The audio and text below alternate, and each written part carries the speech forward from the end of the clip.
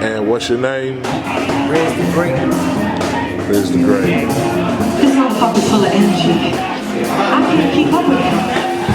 From the dancing, to the jumping, to the smiles, the big smiles, gold all in your mouth.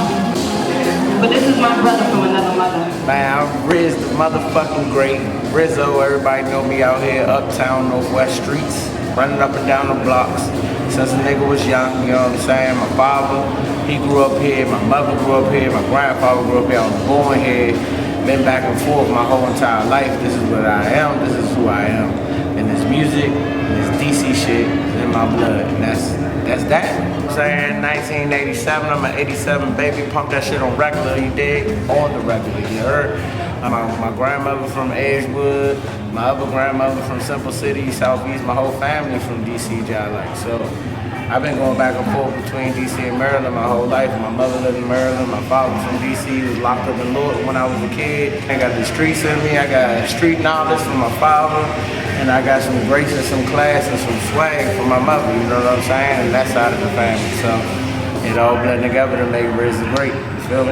And I've always been a hustler, so when it came to rapping, I wasn't really into rapping like that when I first got into it. I was more so selling CDs and like doing my little side hustle shit to get money because I knew my mother couldn't give me no bread sometimes. So I ended up selling CDs, and I had this one kid that kept asking me for instrumentals. At the end of the summer, I had a gang of instrumentals on my goddamn computer, and I was like, alright, what the fuck I'm gonna do with all this shit? Delete this shit or what? I did spend some time downloading. I just played a couple beats, I started spitting, I was like, damn, hold up.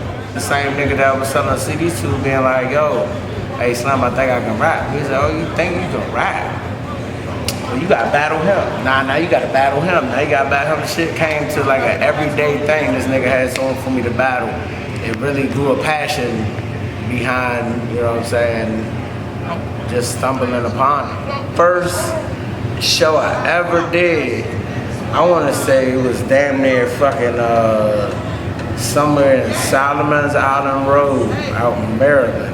I started going to venues that I knew you had to be 21 and up, but I knew I could spit, and niggas would let me in at 19 years old. And yeah, that was my passion. Once I got that mic on my hand the first time, it was on from there. Watching my music come to life, like I'm pouring my heart out, my energy is flowing through the crowd, and actually seeing the people absorb that and take that in. And feeling that I have, dog, when people was saying my shit, reciting my fucking music, is undeniable. But I'm receiving that from the fucking crowd, like, I'm gonna turn up even harder, which is gonna make the crowd turn up even fucking harder. They start dancing on their own, they start twerking on their own, they start beating their feet on their own. My energy cannot be contained. It is contagious, and everybody's gonna feel it as soon as I step in the building. If you haven't been to one of my shows yet, you don't really know what you're gonna expect. Cause to be honest, you definitely gonna expect to get turned up. You definitely gonna be expecting to jump up and down. You probably gonna start sweating. You might catch a hologram at my show. Most people ain't doing that. They not thinking about that. You know, I bring my man's Grills MD out to my shows. You can get your grill done at my shows. You can come to my show and I might change your life. You never know. Little butts matter, but yeah, big booty girls love my music. They love to dance. They love to twerk and shake that booty meat all over the damn dance floor. I ain't gonna lie, I love them and I enjoy watching that while I'm performing. I have a hard time trying to remember my lyrics when I see that ass clap. And for the most part, it's definitely normal to have some asses clapping at my show. You might get some big booties, some little booties, some medium booties, but there's gonna be some booties clapping at my damn show. Believe that. We turn that show into a motherfucking litty situation. A situation, yeah.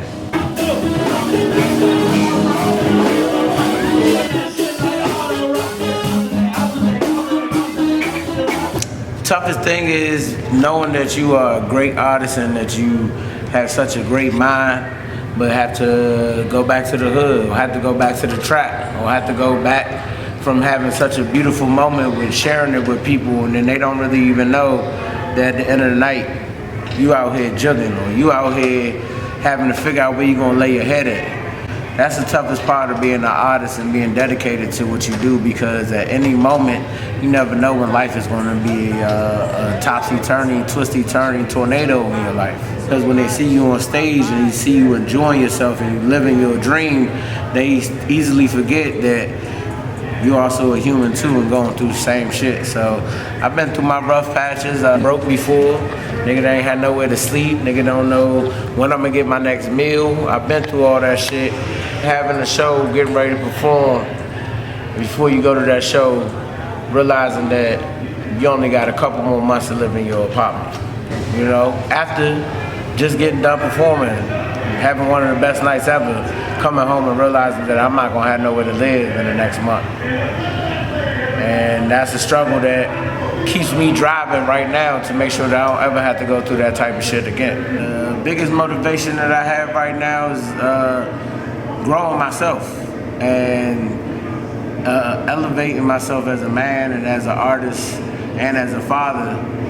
That continues to keep me motivated to be better at what I put it together as craft of music for you guys, for the public. And my son sees me as a father, as a man. He also sees me as an artist, as a person that expresses himself and is chasing his dream and trying to make it somewhere, which will give him the drive to do the same thing for himself.